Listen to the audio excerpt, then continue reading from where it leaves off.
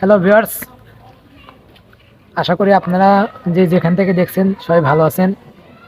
তো আজকে একটা ইউনিক কন্টেন্ট এবং একবারে যারা অনেক কনফিউজ থাকেন যে জর্ডানে আমরা নতুন অবস্থায় গেলে আমাদের বেতন কত হতে পারে, তাদের উদ্দেশ্যে আজকে কথাটি বলবো। ভাই, জর্ডানে আসলে পরে নতুন পুরাতন সবারই কিন্তু একই বেতন, সরকারের নির্দিষ্ট একটা যে বেতনের স্কেল আছে, আপনার বেতন কিন্তু এটাই ধরবে। সরকারের নির্দিষ্ট একটা স্কিল আছে। আপনি জর্ডানে যারা গার্মেন্টস বিষয় আসে বাংলাদেশ থেকে, কিন্তু জর্ডানে গার্মেন্টস বিষয় বেশি, গার্মেন্টস ভিসার বেশি, গার্মেন্টসের বিষয় বেশি দেয়, অন্য কোনো ভিসা খুব কম দেয়। আর আমি গার্মেন্টস বিষয়ে যারা প্রথম একবার বাংলাদেশ থেকে আসবেন তাদের বেতন হবে 125 জর্ডান জিডি। কথাটি মনোযোগ সহকারে শুনেন, 125 জর্ডান জিডি। যারা নতুন প্রথম অবস্থায় আসবেন তাদেরও একই বেতন, এবং যারা পুরাতন 10 বছর কাজ করতেছেন তারও একই বেতন, এবং যারা সিনিয়র তাদেরও এই একই বেতন, এবং যারা জুনিয়র তাদেরও এই একই বেতন, এবং যারা হেল্পার ওই সেম বেতন। এখানে কিন্তু বেতন কম বেশি নাই। হয়তো যাদের পোস্ট উপর লেভেলে আছে তাদের বেতন কিন্তু উপরে বাড়বে, এটা স্বাভাবিক। আর যারা অপারেটর পদে আসবেন তাদের কিন্তু বেতন এই একই ধরবে, 125 জিডি, যা বাংলা টাকায় 19 বা 20 এরকম হতে পারে। আমার আই থিঙ্ক ক্যালকুলেশন করা নেই, 19 বা 20 হাজার টাকা হতে পারে। আর ওভার টাইম দিয়ে টিয়ে আপনার ওভার টাইম ভালো হলেও কোম্পানিতে হলে আপনি ভালো মোটা অঙ্কের একটা টাকা পাবেন। আপনার 35, এমনকি 40-42-ও চলে যায়। আর যেগুলো রেগুলার ফ্যাক্টরি আপনি 28-30-এর ভিতরে থাকে।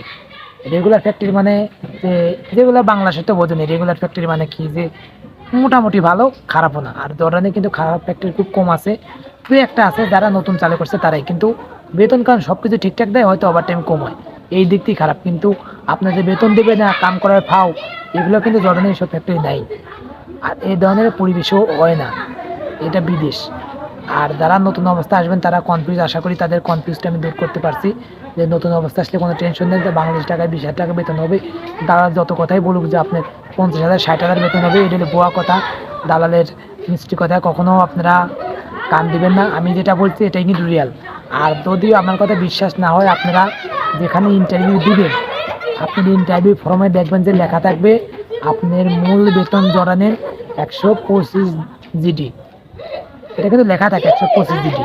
আর দালাল আপনাকে বলে যে 40-50 হাজার, কিন্তু ভুয়া ভাই, এটা ভুয়া। আপনার ওভার টাইম দিয়ে হয়তো আপনার 35-40 পড়ে, কিন্তু আপনার সব মাসে পর ওভার টাইম হয় না। আপনার ওভার টাইম খুব কম হয়। আপনার ধরেন যে 28-30, এটাই ভেবে নিতে হবে আমি জর্ডানে গেলে 28-30-35 এরকম বেতন পাবো, এর উপরে পাবো না, এটা ভেবে নিতে হবে। কারণ 40-45 হাজার এটা অ্যাডভান্স ভাই, এটা হয় না, খুব কম হয়, ওদের খুব কম। আপনি যদি ওভার টাইম ধরেন যে 100 ঘন্টার উপরে আছে, তাহলে পরে আপনার হয়তো হতে পারে যে আপনার 40-35 হাজার টাকা বেতন হয়, এর বেশি হয়। কিন্তু ওভার টাইম 100 ঘন্টা মানে বিশাল টাফ, 100 ঘন্টার উপরে হয়, খুব খুব টাফ। এখন বর্তমানে জর্ডানে লো সিজন, কাম কাজও খুব কম। তো যাই হোক, ভিডিওটি আর বড় করবো না, যে ভিডিওটি এখানে শেষ করবো। যদি আমার ভিডিওটি ভালো লেগে থাকে এবং আপনাদের উপকার হয়ে থাকে, আপনাদের কাছে কোনো কিছু চাওয়া নেই, শুধু আমার ভিডিওটি শেয়ার করবেন আর আমার চ্যানেলটি সাবস্ক্রাইব করবেন, আর যারা একটা কমেন্ট করে দেবেন। ধন্যবাদ।